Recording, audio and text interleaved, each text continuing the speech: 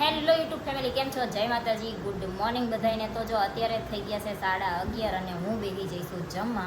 અને પહેલાં મને એમ હતું કે જયદીપના જમવાનું હશે એટલે મેં છે ને લોટે વધારે બાંધી દીધો અને શાકે હું સુધારતી હતી. ત્યાં જયદીપ આવ્યા તો એમને કીધું કે મારે નથી જમવાનું, તારે એકનું તું બનાવજે. એટલે પછી લોટ બાંધેલો આપણે છે ને પડ્યો રહે હજી, તો મારે જેટલી રોટલી જોતી હતી એટલી કરી.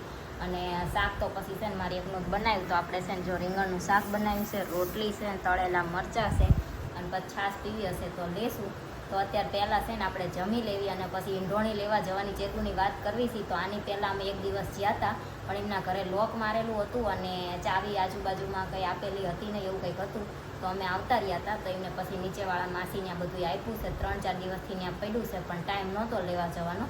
તો આજ ફાઇનલ જમીન પછી જાવી અને લઈ આવી, કેમ કે બીજાને ઘરે બધાને પછી અત્યારે સરખું મૂકવાનું હોય ને તો વાંધો ના આવે, નહીંતર બધું કોકની વસ્તુ પડી હોય ને નડ્યા કરે. મારી વસ્તુ દાડી અવડી કંઈક પડી હોય તો મને નડતી હોય, તો આપણી વસ્તુ બીજાને તો નડે જ તે.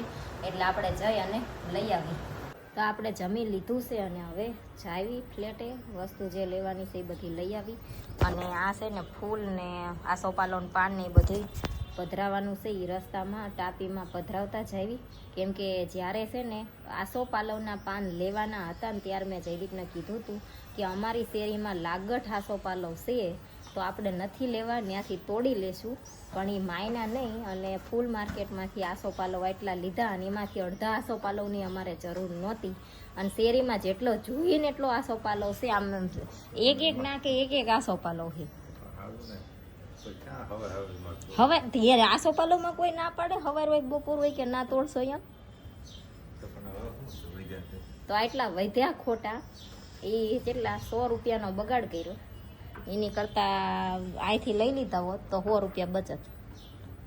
બરોબર, હજી ફૂલ પડ્યા છે ને. બરોબર, એટલે હવે છે ને કોકીએ ને મનાય થોડુંક.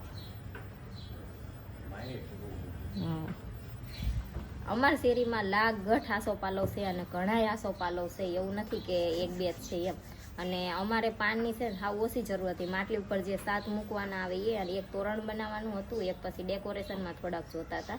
તો એટલા તો એક આસોપાલવમાંથી જ મળી રહે એમ હતું. પણ આમને છે ને લેવાનો જ શોખ હતો. અત્યારમાં ચા તોડવાના આમ નથી, મૂળ તોડવા નહોતા, એ વાંધો હતો. તો હાલો ચાવી, બરોબર ને?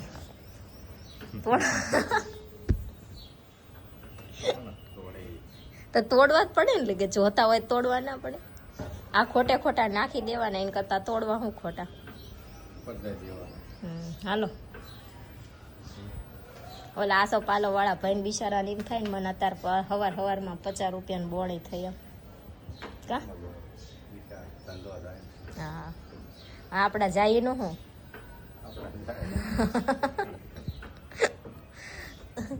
આપણે છે ને જો પહોંચી ગયા છીએ ટાપી નદીએ, અને આ ઉપર જે પુલ દેખાય ને તમને એ વરિયાવાળો પુલ છે. અને એની નીચે અહીંયા સિદ્ધનાથ મહાદેવનું મંદિર છે. અને અહીંયા છે ને આ રીતના જો પધરાવે એવું સારું છે, આપણે ઉપરથી ઘા ના કરવો પડે. તો અહીંયા આવ્યા છે આપણે પધરાવા. અને આ અમુક જો રસ્તામાં બધું કેળાને રોટલીને એવું નાખીને વહી ગયા છે. ચાલો જયદીપ પધરાઈ દે પછી જાવી. અહીંયા જો આપણને ચૂંદડીને એવું એમ થાય કે કંઈક માતાજીની વસ્તુ ને એવું હોય મંદિરની, તો એમ થાય કે આપણે નદીમાં પધરાઈ દઈએ. પણ જો નદીમાં જે વસ્તુ નાખેલી હોય ને પધરાયેલી, એ પછી આ રીતના બધી બહાર કાંઠે લાવીને મૂકી દેતા હોય. પછી આ કચરામાં જવા દેતા હોય, શું કરતા હોય આપણને કંઈ આઈડિયા નથી. પણ આ જો તમને અહીંયા ઢગલો કરેલો દેખાતો હશે બધી વસ્તુનો. શું કોના? તમારા? આમ નદી જ કામ હોય ફોટા પાડવાનું જ્યાં હોય અહીંયા. જો અત્યારે છે ને વાગી ગયા છે સાંજના 7:30 અને અમે જ્યાં હતા એટીએમમાં પૈસા ઉપાડવા. અને એટીએમમાંથી છે ને જો આવી નોટ આવી, થોડોક ભાગ છે જ નહીં, તૂટલી છે. હવે જ્યારે એટીએમમાં પૈસા આપણે ડિપોઝિટ કરવા જવીને ત્યારે સહેજ અમથી નોટ ફાટલી હોય ને તોય તરત એ નોટ પાછી આવે. આવી નોટ તો જાય જ નહીં. તો આવી નોટ એટીએમમાં ક્યાંથી આવી છે? હા, પણ એ તો વાત છે કે જ્યારે પૈસા આપણે મશીનમાં ડિપોઝિટ કરવા જવી ત્યારે સહેજ અમથી નોટ ફાટલી હોય ને તોય તરત જ બહાર પાછી આવી જાય છે. અને આવી નોટ એટીએમમાં ક્યાંથી આવી? કોણ નાખી ગયું? તો હા તો એમાં બેંક વાળા સિવાય કોઈ નાખે નહીં. તો હવે આવી નોટ તો હાલે નહીં, બેંકમાં સ્પેશિયલ બદલાવા જવાનું. હવે એમ નહીં, આટલી નોટ હાટું થઈને 20 રૂપિયા 40 રૂપિયા ભાડું બગાડીને ત્યાં બદલાવા જવાનું. અને એક ધકે બેંકમાં કોઈ દિવસ એક ધકે કામ પૂરું 4 એક જ હોવામાંથી એક જ દિવસ એક ધકે કામ પૂરું થાય, નહીં તો થાય જ નહીં.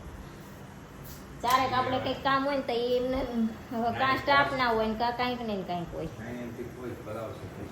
માય ભરાવે તો ભરીને દઈ દેવાની કે આવી નોટ કે 500 રૂપિયાની હું જવા દેવી ને કંઈ આખો દી સવારથી સાંજ સુધી વિડીયો ઉતારવી તો 500 રૂપિયા નથી મળતા.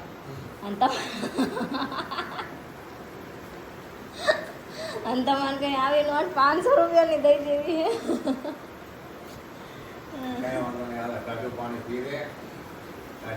આવા ગરમ કરે. હમણાં ઓલી સે એ ઉડી જશે તમારી.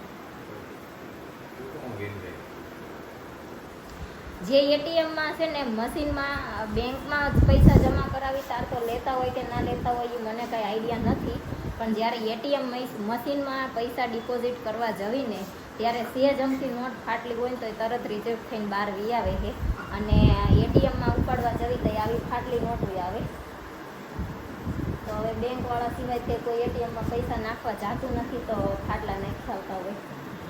આવું છે. એક કટકો છે જ નહીં, નહીતર થોડું ઘણું આપણે હાંધણ મૂંધણ કરીને તે થોડા ઘણી હાલે એવી કરી નાખવી. પણ એ કટકો જ નથી વચ્ચેનો ખાવ. અને હું છે ત્યાંથી પૈસા બહાર નીકળ્યા ને તે વિડીયો ઉતારતા ભૂલી જાય, નહીતર ત્યાં વિડીયો ઉતાર્યો હોત ને તો બેંકમાં જાતે બતાવવા થાત કે આ જો આવું છે એમ. કાંઈ નહીં, હાલો હવે સોમવારે, હવે કાલ તો શનિવાર છે, પછી રવિવાર છે, હવે સોમવારે વાર જાય. સોમવારે બેંકમાં જવું પડશે એને બદલાવા. અને પાછું આમ કરો ને આમ કરો ને ત્યાંથી હું છું ને એ બધા જેટલા જવાબ પૂછશે પાછા. તો અત્યારે છે ને હવે જયદીપને પીવું છે શરબત, એટલે હું દઈ જઈશું શરબત બનાવવા. પહેલાં માટલાનું પાણી આપણે ખાંડ વગાડી નાખવી, પછી ઠંડુ પાણીમાં એડ કરી દઈશું. તો જયદીપ જ્યાં છે નાવાનું, હું બનાવું છું શરબત.